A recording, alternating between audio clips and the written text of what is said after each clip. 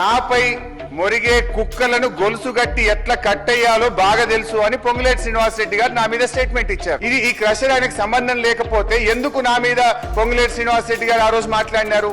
హరీష్ రావు గారు సిద్దిపేట ఎమ్మెల్యే, వాళ్ళ తమ్ముడు మహేశ్వరరావు, వాళ్ళ మామ హనుమంతరావు గారు, వాళ్ళ బావమరిది సుమన్ రావు గారు ఒక ప్రైవేట్ కంపెనీని బెదిరించి 100 ఎకరాల భూమిని ధరణి నాట్యం పెట్టుకొని బదలాయించుకున్నారు. వాళ్ళని అడగమను, సిబిఐ కావాలా? సిబిఐ ఎంక్వైరీకి ఇస్తా నేను, మీరు అడగండి. సో నైతికంగా వారు మంత్రిగా రాజీనామా చేసి విచారణ జరపండి. భూములకు సంబంధించిన వ్యవహారాల్లో రేవంత్ రెడ్డి ఎంత టాక్టిక్ గా వ్యవహరిస్తారు, ఎక్కడ కూడా తన మీదకి రాకుండా ఎట్లా వ్యవహారాలు నడిపిస్తారు అనే దాని మీద ఆయన మీద చాలా ఆరోపణలు ఉన్నాయి.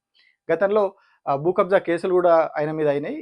వాటి నుంచి ఎట్లా బయటపడాలి, ఆర్టీఐని ఆయన ఉపయోగించుకునేదో అవినీతికి పాల్పడరని చెప్పి కూడా బీఆర్ఎస్ పార్టీ ఇప్పటికి కూడా ఆరోపిస్తూ ఉంటారు. సో ఇట్లా ఆయన మీద రకరకాల ఆరోపణలు ఉన్నాయి. కానీ వాటి అన్నిటి నుంచి ఆయన ఇరుక్కోకుండా ఎక్కడ కూడా బయటపడతారు. ఆయన ఇరుక్కోకుండా బయటపడమే కాదు, పక్క వాళ్ళ ఇష్యూలలో ఏదైనా వచ్చినప్పుడు ఈజీగా దాన్ని వాళ్ళని అందులో తోసేసే ప్రయత్నాలు కూడా చేస్తారనే ఆయన గురించి ప్రచారం ఉన్నది. సో అట్లాంటిది ఇప్పుడు ఒకటి రాష్ట్రంలో జరుగుతూ ఉన్నది. దాని గురించి మనం మాట్లాడుకుందాం. నమస్తే, నేను Prabhakar Venuvanka, welcome to PV news. రాష్ట్రంలో 2-3 రోజులుగా పొంగులేటి శ్రీనివాస్ రెడ్డికి సంబంధించినటువంటి మైనింగ్ కంపెనీ మీద అక్రమంగా చేస్తూ ఉన్నారు, పర్మిషన్ లేకుండా చేస్తూ ఉన్నారు, ట్యాక్స్ లెగ్గొట్టి చేస్తూ ఉన్నారని ఇట్లా రకరకాల ఆరోపణలు వస్తూ ఉన్నాయి. సో ఈ నేపథ్యంలో అది అసెంబ్లీలో చర్చకు వచ్చింది. ఈ సందర్భంగా దాని మీద హౌస్ కమిటీ వేయాలని చెప్పి హరీష్ రావు డిమాండ్ చేస్తే రాష్ట్ర ప్రభుత్వం ఏం చేసింది, హౌస్ కమిటీ కాదు మేము సిబిసిఐడి చేస్తామని చెప్పింది. చెప్తే మంచిదేగా, ఏదో ఒక విచారణ కదా ప్రభుత్వం ఒప్పుకున్నది కదా. ప్రభుత్వం చాలా సచ్చీలంగా నిజంగా ఒప్పుకున్నది, దాని మీద ఒక మంత్రి మీదనే విచారణకు, మంత్రి కంపెనీ మీదనే విచారణకు ఒప్పుకున్నదని చూసే వాళ్ళు అనుకుంటారు, ప్రజలు, సాధారణ ప్రజలు మనందరం అనుకుంటాం. కానీ ఇందులోనే పెద్ద కిటుకున్నది. బీఆర్ఎస్ పార్టీ అడిగింది హౌస్ కమిటీ, ముఖ్యమంత్రి వేసింది సిబిసిఐడి. సో ఈ రెండిట్లో చాలా డిఫరెన్స్ ఉంది. ఈ రెండు వేయడంలో చాలా పెద్ద కథ ఉన్నది, చాలా పెద్ద కుట్ర కూడా ఉన్నది. వాళ్ళు అడిగింది ఒకటి, ఈయన వేసింది ఒకటి. సో విచారణకైతే ఆదేశించిండు అనేది వాళ్ళు పాజిటివ్ చెప్పుకుంటారు. మేము మా మంత్రి కంపెనీ మీద ఆరోపణలు వస్తేనే విచారణకు ఆదేశించినాము అని చెప్పి ఆయన చెప్పుకుంటున్నాడు. లేదు ఇంకా బీఆర్ఎస్ పార్టీ హయాంలో కూడా జరిగినాయి, వాటి మీద కూడా వేస్తాము, హరీష్ రావు ఏదో భూమి కబ్జా చేసిండు, కేటీఆర్ ఏదో చేసిండు, ఇంకోరు ఏదో చేసిర్రు అని రకరకాలుగా చెప్పారు. వాటి మీద కూడా విచారణ చేద్దాం, బీఆర్ఎస్ ఎమ్మెల్యేలు కూడా చేసిర్రు, వాటి అన్నిటి మీద విచారణ చేద్దాం, ఈ సిబిసిఐడి కింద అన్ని చేద్దామని చెప్పి ఆయన ప్రకటించారు. మహబూబ్నగర్ జిల్లా బాలానగర్ మండలంలో హరీష్ రావు గారు సిద్దిపేట ఎమ్మెల్యే, వాళ్ళ తమ్ముడు మహేశ్వరరావు, వాళ్ళ మామ హనుమంతరావు గారు, వాళ్ళ బావమరిది సుమన్ రావు గారు ఒక ప్రైవేట్ కంపెనీని బెదిరించి 100 ఎకరాల భూమిని ధరణి నాట్యం పెట్టుకొని బదలాయించుకున్నారు. దీని మీద హౌస్ కమిటీ వేయడానికి మేము సిద్ధంగా ఉన్నాము. హరీష్ రావు గారు నిజాయితీ పరుడైతే, హరీష్ రావు గారు నిజాయితీ పరుడని మన కేటీఆర్ గారు నమ్మితే, హరీష్ రావు గారు నిజాయితీ పరుడని వెంకటరమణారెడ్డి గారు నమ్మితే ఈ హౌస్ కమిటీకి ఒప్పుకొని సహకరించాల్సిందిగా తమ ద్వారా వారికి విజ్ఞప్తి చేస్తున్నా. సో మరి ఎందుకు వాళ్ళు హౌస్ కమిటీ అడిగారు, ఈయన సిబిసిఐడి చేసాడు? ఎందుకు, ఏం అసలు తేడా ఏంది, దీనికి జరిగేది ఏంది దానివల్ల? అంటే హౌస్ కమిటీ అంటే హౌస్లో ఉన్నటువంటి ఎమ్మెల్యేలు, అంటే అసెంబ్లీలో ఉన్నటువంటి ఎమ్మెల్యేలు వీళ్ళందరినీ కలిపి ఒక కమిటీ చేస్తారు. అన్ని పార్టీల ఎమ్మెల్యేలు ఉంటారు అందులో.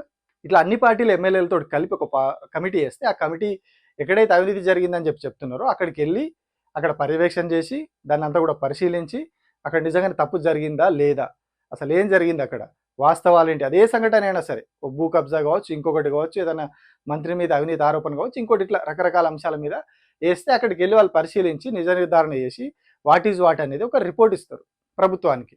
రిపోర్ట్ ఇచ్చినప్పుడు దాని మీద ప్రభుత్వం చర్యలు తీసుకోవాలి. రిపోర్ట్ ఇవ్వడం అంటే అందులో అన్ని పార్టీల వాళ్ళు ఉన్నారు. సో ప్రభుత్వానికి ఫేవర్గా రాసుకోవడానికి లేదు. ప్రభుత్వంలో ఉన్న వ్యక్తి మీద హౌస్ కమిటీ వేసినప్పుడు మావాడే కదా అని చెప్పి ప్రభుత్వం పాజిటివ్గా రాసుకోవడానికి లేదు. ప్రభుత్వానికి సంబంధించిన ఎమ్మెల్యేలు ఉంటారు కదా, అధికార పార్టీ ఎమ్మెల్యేలు, వాళ్ళకి అనుకూలంగా రాసుకోవడానికి లేదు. ఎందుకంటే ప్రతిపక్షాలకు సంబంధించిన ఎమ్మెల్యేలు కూడా ఉంటారు అందులో.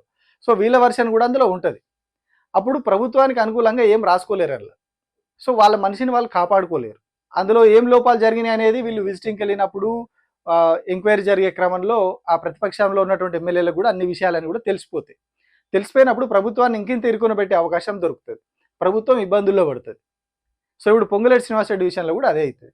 వీళ్ళు అక్కడ హౌస్ కమిటీ వేస్తే హౌస్ కమిటీ అక్కడికి పోతే ఏదైతే మైనింగ్ కంపెనీ వీళ్ళు చెప్తున్నారో అక్రమంగా చేస్తున్నారని చెప్పి అక్కడికి పోతే అక్కడ జరిగిన అవకతవకలన్నీ వీళ్ళకు కూడా తెలిసిపోతాయి. ఆ ఎంక్వైరీ క్రమంలో డాక్యుమెంట్ల వెరిఫికేషన్లో అవన్నీ వెరిఫై చేసే క్రమంలో అక్కడ ఏదో ఒక అవినీతి అనేది ప్రతిపక్షాలకు కూడా తెలుస్తుంది, ప్రతిపక్ష పార్టీలకు కూడా తెలుస్తుంది. తెలిసినప్పుడు ప్రభుత్వానికి ఇబ్బంది వస్తుంది. సో మరి సిబిసిఐడి అయినా కూడా ఎంక్వైరీగా జరుగుతుంది, దాంతో కూడా విషయాలు బయటకు వస్తాయి కదా, దానివల్ల కూడా ఇబ్బంది అవుతుంది కదా ప్రభుత్వానికి అంటే అస్సలే రావు. ఎందుకు రావు అంటే సిబిసిఐడి అనేది రాష్ట్ర ప్రభుత్వ ఆధ్వర్యంలో హోంశాఖ కింద పనిచేసేటువంటి ఒక విభాగం, పోలీస్ శాఖలో ఉన్నటువంటి ఒక విభాగం. అది పోలీస్ శాఖ కింద ఉన్నదంటే పోలీస్ శాఖ ఎవరు? హోంశాఖ. మన రాష్ట్రంలో హోంశాఖ మంత్రి ఎవరు? రేవంత్ రెడ్డి.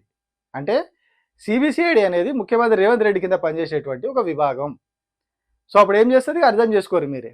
ఆయన ఎటు చెప్తే అటు ఆడుతుంది. అక్కడి నుంచి వచ్చిన రిపోర్ట్లన్నీ, అక్కడి నుంచి వచ్చిన ఆ ఎంక్వైరీ అంతా, వీళ్ళ దగ్గరకు వచ్చిన డేటా అంతా ఎక్కడికి పోతుంది? ఫైనల్గా అల్టిమేట్గా ముఖ్యమంత్రి దగ్గరికి పోతుంది. అంతే కదా. ఆయన కింద పనిచేసే అధికారులందరూ కూడా డీజీ ర్యాంకులు ఉన్నా కూడా వాళ్ళందరూ కూడా హోంశాఖ మంత్రి కింద ఉన్నటువంటి వాళ్ళు. సో అప్పుడు హోంశాఖ మంత్రి ఆయననే ముఖ్యమంత్రి, ఆయన చెప్పినప్పుడు ఖచ్చితంగా అక్కడ ఏమొచ్చింది డేటా, ఏముంది అనేది ప్రతిదీ కూడా ఎప్పటికప్పుడు ముఖ్యమంత్రికి అప్డేట్ ఇస్తూ ఉంటారు. అది ఓపెన్ సీక్రెట్, అది అట్లా జరగద్దు అని చెప్పి రూల్స్ చెప్తున్నా కూడా అది వాస్తవంగా అదే జరుగుతుంది. ఎందుకంటే ఓటుకు నోటు కేసులో రేవంత్ రెడ్డి మీద గతంలో సుప్రీంకోర్టే వ్యాఖ్యలు చేసింది.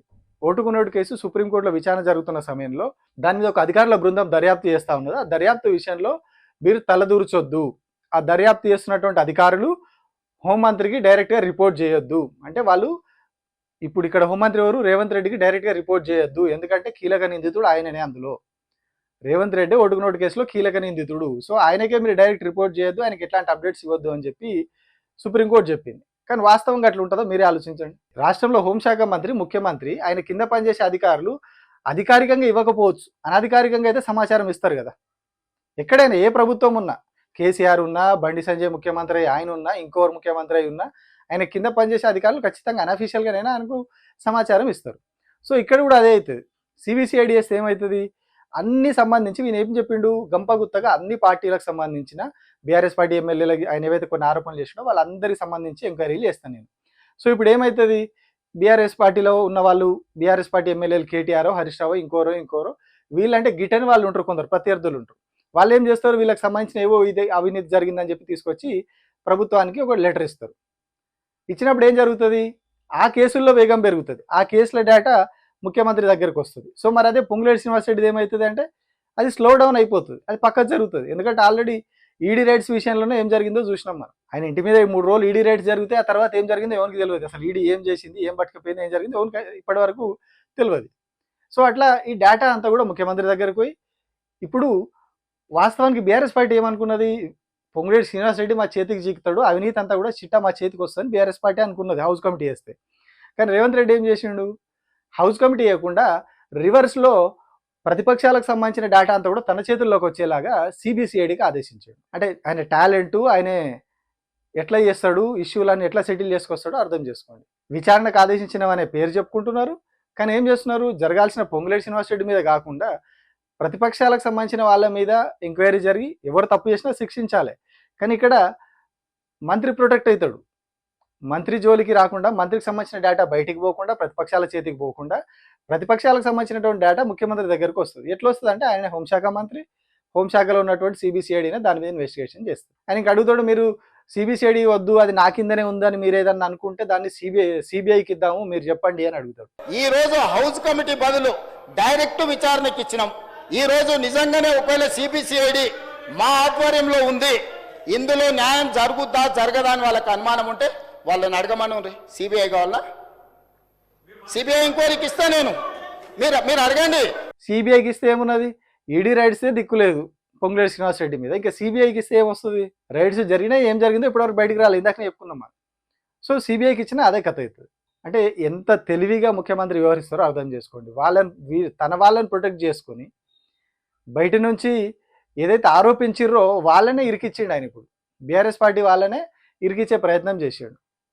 హౌస్ కమిటీ తోటి తప్పిదాలు బయటకు వస్తాయి అనుకుంటే ఇప్పుడు రివర్స్లో వీళ్ళని తీసుకుపోయి వాళ్ళు ఇరికిచ్చి అన్ని కూడా తన చేతుల్లోకి, తన చెప్పు చేతుల్లోకి వచ్చేలాగా ఒక నిర్ణయం తీసుకున్నాడు. ఈ రకంగా మొత్తం అన్ని దగ్గర పెట్టుకుంటే తనకు కంప్లైంట్లు వస్తాయి ప్రతిపక్షాలకు సంబంధించినవి, అవి వాళ్ళ చేతిలో పెట్టుకొని వాళ్ళని ఎట్లా అంటే అట్లా ఆడేయచ్చు. వాళ్ళ మీద లాక్కోవడమా, ఇంకోటి చేయడమా, ఈ మిగిలిన 2 ఏళ్ళు 3 ఏళ్ళు వాళ్ళ మీద ఆరోపణల దాడి చేయడమా, లేదంటే కేసులు పెట్టి ఇప్పుడు ఎట్లయితే ఫోన్ ట్యాపింగ్ అని ఇంకొకటి అని ఎట్లయితే నడిపిస్తూ ఉన్నారో అట్లా నడిపియడమా, ఇట్లాంటి వ్యవహారాలన్నీ జరుగుతాయి. అవన్నీ కూడా ఇప్పుడు ఆయన చేతిలోకి వెళ్ళిపోయినప్పుడు ఖచ్చితంగా ఇదే జరుగుతుంది. ఎందుకంటే ఫోన్ ట్యాపింగ్ కేసులో, అట్లాగే కాళేశ్వరం కేసులో, వీటన్నిటిలో మనం చూస్తూ ఉన్నాం. ఫార్ములా ఈ కేసులో అక్కడ విచారణ జరుగుతుంది. విచారణ జరిగే రోజు మినిట్ టు మినిట్ తాపుకోక అప్డేట్ బయటకు వస్తుంది. ఏదో జరుగుతుంది, ఏదో జరిగిపోయిందని చెప్పి ఒక సెక్షన్ మీడియాలో ప్రచారం జరుగుతూ ఉంటుంది. సో మనం ఈ కేసులో ఎంత ఈ 2 ఏళ్ళుగా ఎట్లాంటి హడావిడి నడిచిందో మీడియాలో మనం చూసినాం. అసలు వాస్తవంగా జరిగింది వేరు, వాళ్ళు ఛార్జ్షీట్లలో వేసింది వేరు, అక్కడ ఉన్నది వేరు. కానీ ఇక్కడ వీళ్ళు ప్రచారం మాత్రం నెగిటివ్ ప్రచారం అంతా జరుగుతుంది, నెగిటివ్ ప్రాపగండా జరుగుతుంది. ఇక వీళ్ళు ఇంత పెద్ద తప్పు చేసిర్రు, హీరోయిన్ల ఫోన్లు ట్యాప్ చేసిర్రు, హీరోయిన్లను ఇంకేదో చేసిర్రు అని ఎంత ప్రచారం జరిగింది. శాటిలైట్ ఛానళ్ళు, పెద్ద పెద్ద పేపర్లన్నీ కూడా పెద్ద పెద్ద తాటికాయలంత అక్షరాలు పెట్టి పేపర్లలో రాసినాయి. పెద్ద పెద్ద బ్రేకింగ్ లేచి టీవీలు వలిగిపోయేదాడు బ్రేకింగ్ లేచి వేసారు. సో మరి ఇప్పుడు అసలు అందులో అట్లాంటిదే జరగలేదు అని చెప్పి అధికారులు చెప్తున్నారు. సో ఇట్లాంటి నెగిటివ్ ప్రాపగండా చేయడానికి ప్రభుత్వానికి ఇదంతా కూడా ఉపయోగపడుతుంది. అదే హౌస్ కమిటీ వేస్తే అవకాశం ఉండదు. అందరికీ వాస్తవాలు తెలుస్తాయి, వాళ్ళకి తెలుస్తాయి, వీళ్ళకి తెలుస్తాయి, వ్యవహారం అంతా అందరికి తెలిసిపోతుంది. సో అప్పుడు ఇప్పుడు ప్రభుత్వానికి ఇబ్బంది వస్తుంది. కానీ ఇప్పుడు అన్నిటికీ గంపగుత్తగా సిబిసిఐడికి వేయడం వల్ల అన్ని కూడా ఈయన చేతిలోకి వస్తే ఈయన వాళ్ళ మీద ఎదురుదాడి చేయడానికి అవకాశం దొరుకుతుంది. సో ఇది రేవంత్ రెడ్డి చేసేటువంటి ఈ ప్రొటెక్షన్ గేమ్ అన్నట్టు ఇది. ఎందుకంటే పొంగులేటి శ్రీనివాస్ రెడ్డి ఇప్పుడు ఏ స్థాయిలో రేవంత్ రెడ్డి దగ్గర అయిపోయిందో మనం చూస్తా ఉన్నాం. ముఖ్యమంత్రిగా ఉన్నటువంటి రేవంత్ రెడ్డి బయటికి వెళ్ళొచ్చిన వ్యక్తే, పొంగులేటి బయటికి వెళ్ళొచ్చిన వ్యక్తే. వీళ్ళిద్దరూ ఈ మధ్య బాగా చాలా దగ్గరగా ఉంటా ఉన్నారు, చాలా ఎక్కువ దోస్తాను ఉన్నది. సో దీని మీద పాపం పాత కాంగ్రెస్ వాళ్ళు కూడా నారాజ్ అవుతున్నారంట. సో అట్లాంటి టైంలో ఆయన ప్రొటెక్ట్ చేసుకోవడానికి పాపం ఇప్పుడు ఈ స్థాయిలో బీఆర్ఎస్ వాళ్ళు ఏదో చేద్దాం అనుకుంటే పాపం ఆయన రివర్స్లో ఇంకోటి చేసి వదిలిపెట్టాడు. సో హౌస్ కమిటీ చేయడం వల్ల జరిగేది, సిబిసిఐడి చేయడం వల్ల జరిగేది ఇది. Thank you.